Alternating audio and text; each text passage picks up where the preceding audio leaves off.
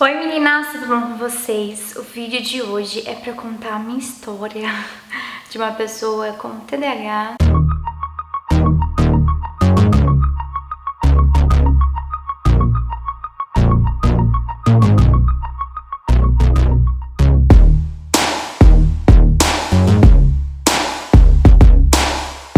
E como é conviver com esse desvio cerebral, né? Que faz um tempo já, se você não me segue no Insta, me segue lá, que é Mar com 2A, Fê com 2E Barbosa. Faz um tempo que eu tenho compartilhado com vocês sobre o que é o TDAH, como é conviver uma pessoa com TDAH, quais são os sintomas, o que eu sinto. Mas eu nunca contei pra vocês assim, me aprofundando mesmo de como isso me machuca, como isso me prejudica diariamente, como é ser uma pessoa com TDAH. Porque eu já acostumei a ser assim, né?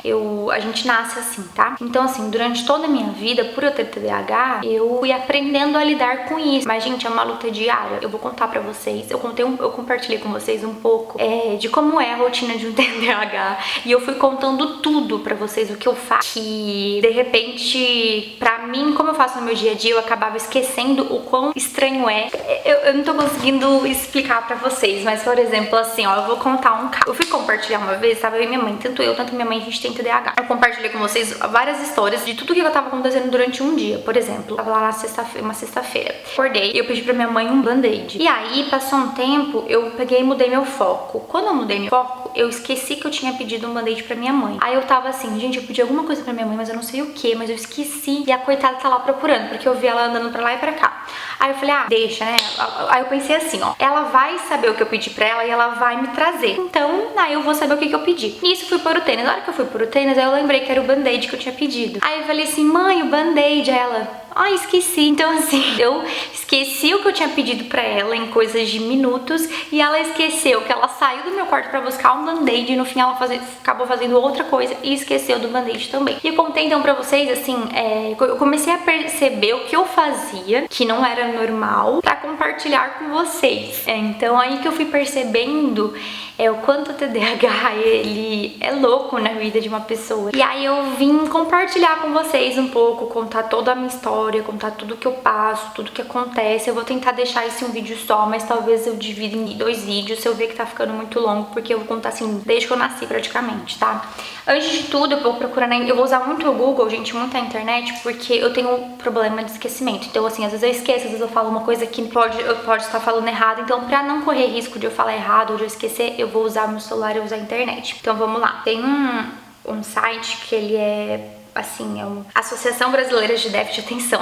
Nossa, gente, eu sou representada, nem sabia que era esse o nome. Deixa eu tentar achar aqui alguma coisa que eu consiga explicar pra você usar nesse próprio site, pra eu explicar o TDAH. Sobre o TDAH, vamos lá. O que é TDAH? Transtorno de déficit de atenção com hiperatividade é um transtorno neurobiológico de causas genéticas que aparece na infância e frequentemente acompanha o indivíduo por toda a tua vida. Ele se caracteriza por sintomas de desatenção, inquietude e impulsividade. Ele é chamado às vezes de distúrbio do déficit de atenção, ou TDAH, né? Ou AD ou ADHD.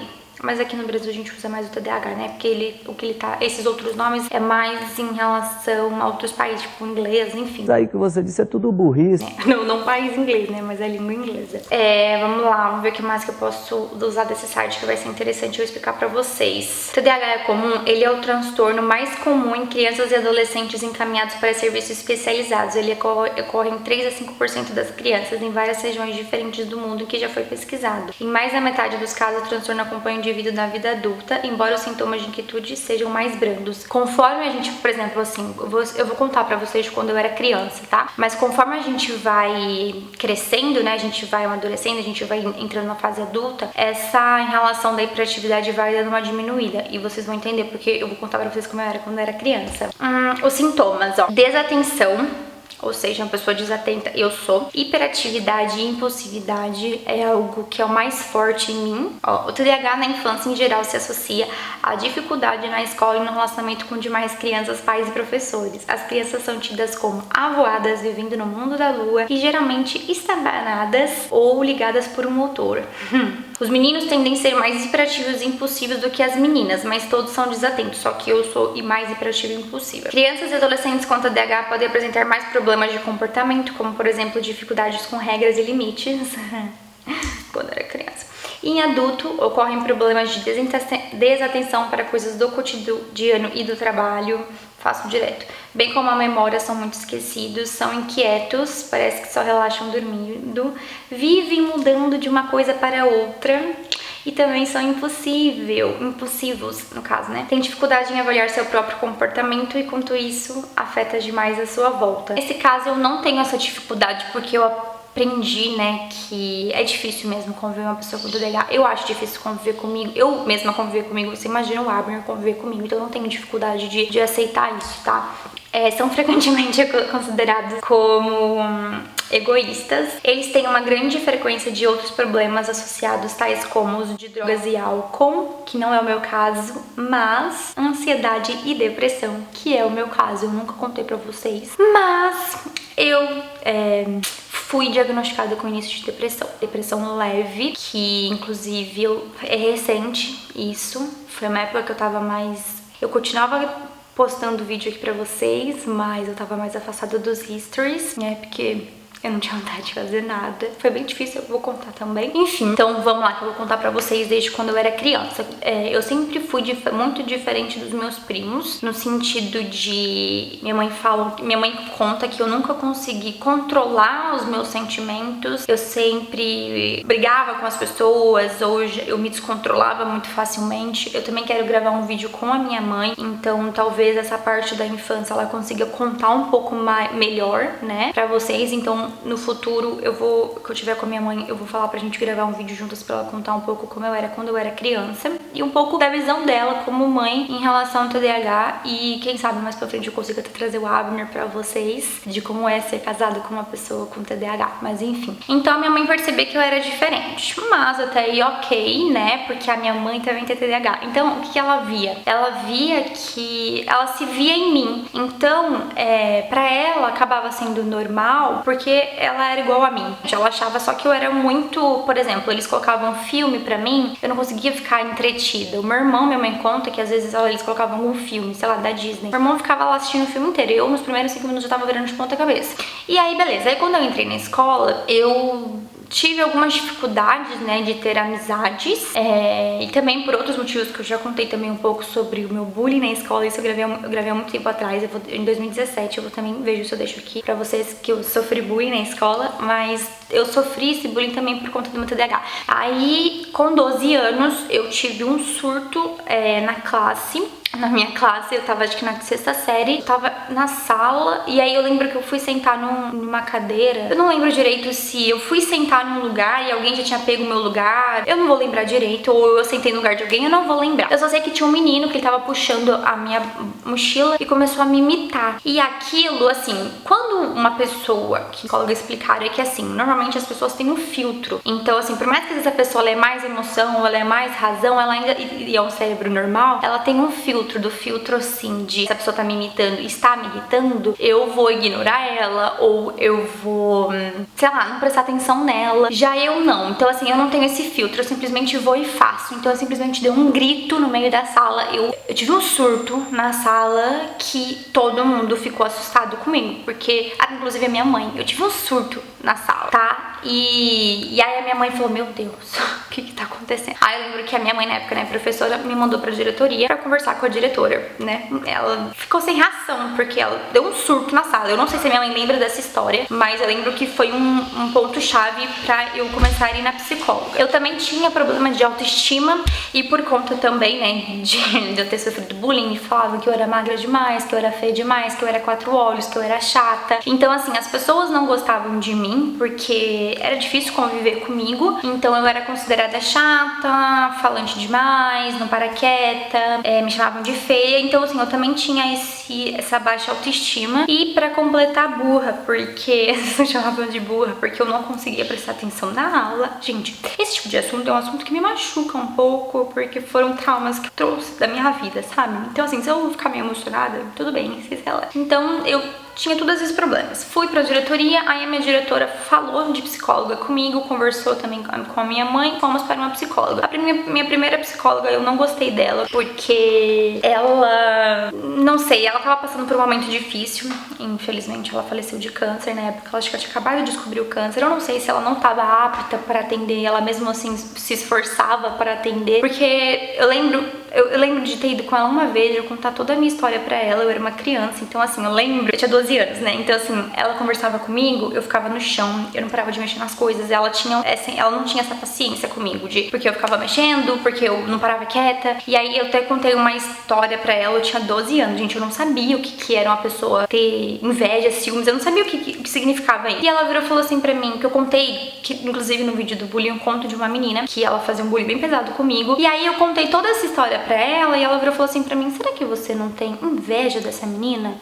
Aí eu, gente, eu tinha 12 anos, eu nem sabia o que era inveja, eu não sabia o que significava. E aí eu lembro que eu saí de lá e eu não gostei dela, e eu também não lembro direito se eu cheguei a ir mais de uma vez com ela. Só sei que depois, tipo, se eu fui 2 vezes só com ela, e aí ela me passou pra minha atual psicóloga. Sim, a minha psicóloga atual é a mesma de quando eu tinha 12 anos, que ela chama Marília, ela é maravilhosa. Com a Marília, assim, eu me encontrei, porque a Marília, ela também tem TDAH. Então, ela tinha uma compaixão, vamos dizer assim, comigo, uma empatia maior. Então assim, desde o primeiro dia que eu cheguei no consultório dela, ela já tinha falado pra minha mãe que eu era hiperativa, mas que ela precisava entender melhor o que acontecia comigo. Porque a gente era assim, ó, eu tava no consultório dela, eu chegava e falava extremamente alto, tanto que inclusive o marido dela na época era psicólogo, hoje ele é psiquiatra, inclusive é o meu psiquiatra. Ele falava assim, essa paciente chegou, porque eu chegava causando, gente, fora que assim, dentro do consultório dela, eu mexia em tudo, eu virava cabelo, eu virava o consultório dela de pernas pro ar, assim, eu mexia em tudo, mexia nos livros, aí eu mexia em outras coisas que ela tinha, aí eu desorganizava tudo, eu ficava de ponta cabeça, pra ter uma noção, ela tava lá na cadeira dela, e eu no sofá, de ponta cabeça, conversando com ela. Tinha deixado todas as almofadas no chão, gente, eu causava no consultório dela. E aí foi que ela identificou a hiperatividade e o déficit de atenção. Na época, não que não existia, mas não se falava dessa sigla TDAH, que é transtorno de déficit de atenção com hiperatividade. Ela falou pra mim que eu tinha déficit de atenção e hiperatividade e comentou com a minha mãe. Porque assim, gente, outra coisa que é importante eu lembrar, naquela época, o psicólogo começou a ser aceitável, porque antes as pessoas falavam que psicólogo era coisa de louco, né? E falavam que psiquiatra era coisa de louco, tipo, que do hospício, e que tomar remédio era pessoa muito, muito, muito louca. Então você imagina uma menina de 12 anos, tinha vários sentimentos, várias coisas que estava indo na psicóloga, ia ter que... E na época também não era de dar remédio para crianças, né? Principalmente um remédio tarja preta, que o remédio TDAH ele é de tarja preta. Então a minha psicóloga falou, olha, eu vou tentar o máximo em ajudar com a terapia. E eu melhorei muito com a terapia. Aí é um caso também que eu consiga, que a minha mãe explique melhor o que ela sentiu de diferença comigo em relação à terapia. Eu não vou conseguir explicar, porque eu não vou conseguir lembrar. De repente até meu pai, acho que é até melhor meu pai contar um pouco também, não sei. Porque a minha mãe também tem TDAH, então ela esquece as coisas. Mas enfim. Então quando eu não vou me lembrar se eu tinha 15, acho que eu tinha 15 anos, a gente decidiu ir no psiquiatra e tomar remédio pro déficit de atenção. Então, quando eu fui pro psiquiatra, ele me passou o Ritalina, que ele é super conhecido pra todo mundo, né? Porque a princípio a gente tem que começar com pouco, né? Pra ir aumentando. Então eu tomei o Ritalina, não funcionou pra mim, aí eu fui pro Concerta, e aí eu tomei o Concerta, eu acho que foi uns 2 anos. A minha mãe também vai poder explicar melhor em relação a essa parte pra vocês. Então eu tomei um tempão, né? O que esses remédios fazem? Eles aumentam o nível de noradrenalina e dopamina, porque o nosso cérebro, quem tem TDAH, é baixo esse nível. Então por isso que às vezes a gente não consegue agir ou fazer algumas coisas que pessoas normais conseguiriam. Enfim, resumidamente, ele libera essa dopamina e essa noradrenalina. O que nada mais é que liberando isso, a gente consegue ter mais atenção, a gente consegue ter mais foco. O nosso cérebro de TDAH funciona como um cérebro normal. E tem pessoas que tomam esses remédios e não tem TDAH para ter mais foco. E futuramente eu vou querer falar sobre isso também, mas eu não vou falar nesse vídeo, senão eu não vou conseguir terminar minha linha de raciocínio, tá? Então, vamos continuar. Tomei esse remédio. Quando eu tomei esse remédio, gente, foi a melhor coisa que eu fiz na minha vida, porque o meu cérebro funcionou como uma pessoa normal e eu me senti inteligente. Olha que bizarro, porque eu sempre me senti burra, eu sempre me taxei como burra, sabe? E assim, por que pode dar depressão e outras coisas mais? Porque como o nosso cérebro não funciona como algo normal, a gente vai pegando esses apelidos, essas coisas que o pessoal vai falando com a gente, tipo, você é burra, e você vê que realmente você não consegue prestar atenção. Eu tinha coisas que me marcavam muito, é que assim, uma amiga minha, tinha uma amiga minha que ela não era boa em matemática assim como eu. E aí ela virou e falou assim, um dia eu saí dessa aula, ela falou assim, nossa, nessa aula eu consegui entender tudo que o professor falou. Eu ficava assim, gente, eu não entendi nada. Eu nunca conseguia entender o que o professor falava, eu não conseguia prestar atenção. O professor começava a falar, depois a minha cabeça já mudava de assunto. Eu virava pra trás, eu conversava, então eu era taxada como mal educada, eu era taxada como sem educação. Eu direto ia pra diretoria por falar demais, por ter esse meu comportamento hiperativo. Eu ia pra fora da sala também, os professores me colocavam pra fora da sala. Eu era taxada, né, como uma aluna difícil, e a minha mãe levava os laudos pra escola, mas os professores não tinham interesse em saber disso. Teve até uma professora que minha mãe contou dessa história, eu nem lembrava, que eu fazia a escola de inglês, né, FISC. E aí tinha uma professora que ela não sabia lidar, né, com crianças na época, e aí minha mãe falou que teve uma época que eu não queria ir pra escola de inglês, e era uma coisa que eu gostava muito, e minha mãe falou assim, nossa, minha filha, por que você não quer ir? Aí ela falou que eu contei que porque, por exemplo, assim, gente, eu sou muito estabanada. Vocês veem no vídeo, né? Eu derrubo tudo, eu quebro tudo, caio no chão, eu caio, eu me machuco, eu vivo roxa, eu vivo toda machucada. E aí as pessoas achavam engraçadinho. Aí tinha algumas pessoas que falavam que eu fazia isso pra fazer graça, que eu fazia isso pra chamar atenção, que eu fazia isso pra ser o centro das atenções. E essa professora falava isso pra mim na frente de todo mundo. E aí eu contei pra minha mãe, isso eu não lembro, tá, gente? Eu acho que eu era muito criança, minha mãe que me contou. E aí minha mãe foi na escola conversar com essa professora. Aí essa professora falou, ela tem hiperatividade. Então, eu sempre fui taxada de tudo isso, de burra, faz pra chamar atenção, inclusive com pessoas da minha classe, que eu era assim. Eu lembro de uma vez também que eu fui sair da carteira e a minha bolsa tava no chão. E eu enrosquei meu pé na alça da mochila e caí. Aí falaram assim, você colocou o seu pé de propósito na alça da sua mochila pra você cair, pra todo mundo rir e você ser o centro das atenções. Só que não, gente. Tipo, eu ficava triste porque eu pensava assim, gente, você acha que é legal eu ficar me machucando? Será que a pessoa acha legal eu quebrar as minhas coisas, eu perder as minhas coisas? A pessoa acha legal que E eu não entendia. Então por isso que a gente tem essa a gente pode ter a depressão porque a gente se coloca muito pra baixo, porque a gente não... Assim, hoje em dia, que eu entendo que eu tenho algo diferente, quando acontece alguma coisa, eu já falo, puta que eu parei, eu já me culpo o tempo inteiro. Então, na hora que a gente repete o que a gente fala, a gente corta as pessoas, a pessoa tá falando, a gente interrompe o que a pessoa tá falando, a gente termina as frases das pessoas, a gente não tem paciência de ouvir o que a pessoa tá falando pra gente. Tem várias coisas pra eu contar pra vocês, gente, várias mesmo, por isso que eu acho que esse vídeo não vai dar pra deixar em um vídeo só, eu acho que vai ter que 2 partes. Mas enfim, aí o que acontece? Quando eu também tinha problema de dormir à noite, mas isso não tem nada a ver com o TDAH. E aí a minha psicóloga me ajudou muito em relação a dormir à noite. Aí eu lembro que eu acho que eu tava no 3º colegial e recebi alta da psicóloga. E aí eu continuei com o psiquiatra no meu 3º colegial, que eu tava tomando remédio. E aí eu lembro também da minha mãe falar pra mim não contar pras pessoas que eu tomava remédio e nem no psiquiatra, pra me preservar, porque na época quem tomava remédio e quem ia no psiquiatra era louca, né? Então pra me preservar, minha mãe pediu pra eu não contar. Beleza, aí eu parei de tomar o remédio, eu não me lembro muito bem porque que eu parei, inclusive, né, minha mãe talvez possa responder melhor essa pergunta. Aí quando eu fui pra faculdade, uma coisa interessante lembrar, a gente não atividades que não são do nosso interesse, por exemplo, eu vou contar do Abner. Assim, a gente tem que fazer coisas que a gente não é do nosso interesse. Então assim, o Abner, assim, às vezes ele tem que fazer uma coisa que não é do interesse dele, só que ele vai lá, ele faz, insiste, até conseguir. Quando a gente tem o TDAH, que é o meu caso, a gente não consegue ficar interessado naquilo, assim, eu não sei, é bizarro, assim, não é que nem uma pessoa normal de, não gosto disso, não, a gente parece que desliga o nosso cérebro, a gente fica contra, tipo, não quero, não vou aprender, não vou me... Isso aqui não é algo, tipo, que mimado, eu não sei explicar, é algo muito louco, porque eu falo assim com a Abner, que às vezes não parece que sou eu, parece que tem duas dentro de mim, sabe? Fora a mudança repentina de humor, eu mudo o meu humor muito fácil, eu tenho muita oscilação de humor, às vezes eu até falo, gente, até que eu sou bipolar, só que não sou bipolar, é só em relação mesmo ao TDAH, que a gente tem essas mudanças de humor porque a gente não consegue controlar. Então eu vou contar agora, né, da minha faculdade, que eu fiquei os 4 anos sem o remédio e porque eu não sentia nada, porque era uma coisa que eu tava, era um tema que eu tinha muito interesse. Eu fiz faculdade de Relações Públicas, era a faculdade de comunicação. Então quem faz faculdade de comunicação, a gente sabe que não precisa tanto do nosso esforço. Claro, a gente tem que estudar, a gente tem que correr atrás, só que não tem muito, por exemplo, na área da saúde agora eu percebo que eu tô